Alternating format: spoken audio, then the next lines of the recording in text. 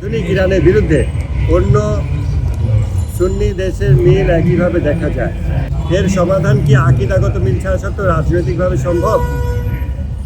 দেখেন, আমাদের সাম্রাজ্যগুলোর যেই বিষয়, ইরান বিষয়ে আমাদের যত আলাপচারিতা হয়, অনলাইনে যত ডিসকোর্স হয়, এর মধ্যে অনেক ডিসকোর্স আপনারা দেখবেন সেটা বলে যে সাফাভি সাম্রাজ্য, ইরানি শিয়া হলো সাফাভি সাম্রাজ্যের একটা রেমন্যান্ট, লেশ রয়ে গেছে, এরা হলো ওই রকম লোক।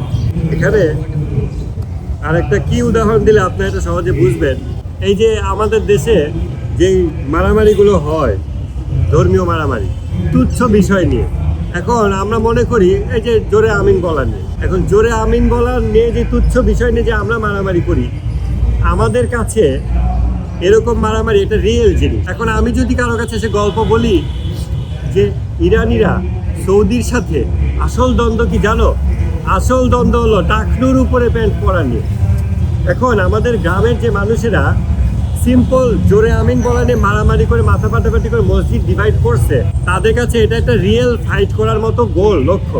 তো ওরকম লোকের কাছে যদি আমি এরকম একটা গল্প বলি, তার কাছে এটা অবাস্তব লাগে না, কিন্তু আপনার আমার কাছে এটা অবাস্তব লাগবে, কারণ আমরা এর থেকে বড় গোলে যে মানুষ ফাইট করে এটা জানি, এবং এর থেকে বড় গোলে ফাইট চলতেছে এটাও আমরা জানি, যার ফলে ও ধরনের বাজে কথাবার্তা আমাদের কাছে গ্রহণযোগ্য হয় না। এখন যেই জাতির ভিতরে আসাবিয়াত শিকড় গেড়ে বসছে, আসাবিয়াত মানে হচ্ছে নেপোটিজম, স্বজনপ্রীতি, দলবাজি, আরব গোত্রবাদ, জাহেলি গোত্রবাদ, যেটার মডার্ন ফর্ম হচ্ছে ডেমোক্রেটিক পার্টি। হ্যাঁ, আমি জামাত হলে, আওয়ামী লীগ হলে অন্যের সব খারাপ, আমার 7 খুন মাফ। ঠিক আরব গোত্রবাদ, আরব গোত্রবাদটা এমন ছিল যে ভাই যাই হোক আমার গোত্রের লোক, তো আমার তো সাপোর্ট দিতেই হবে, আমার গোত্রের লোক, তো আমি তো তার সাথে তার সেবায় যুদ্ধ করতেছি, ন্যায় অন্যায় দেখে না। সেই জাহেলি গোত্রবাদ যেটার নবীজি কবর রচনা করে দিয়ে গেছিলেন, সেই জাহেলি গোত্রবাদকে মুসলিম ভূখণ্ডগুলোতে কারা নিয়ে আসছে? ব্রিটিশরা, in the form of modern Democratic political system. এখন এই যে সাম্রাজ্যের পার্সপেক্টিভ থেকে ইরানকে দেখা এবং দেখানো, এখানে সমস্যা আছে। শিয়ারা ঐতিহাসিকভাবে পার্সিকিউটেড ছিল, তারা সবসময় জুলুমের শিকার হয়েছে। এই যে সাইয়েদ আলী খামেনেই, তিনি তো সাইয়েদ তো বোঝেন, নবী বংশ, আওলাদে রাসূল ইরানে গেল কেমনে? ইমাম খোমেনি, ইনার যে আগের রাহবার ছিলেন, ইমাম খোমেনির পূর্বপুরুষ ছিল ইন্ডিয়াতে, তারা ইন্ডিয়াতে গেল কেমনে?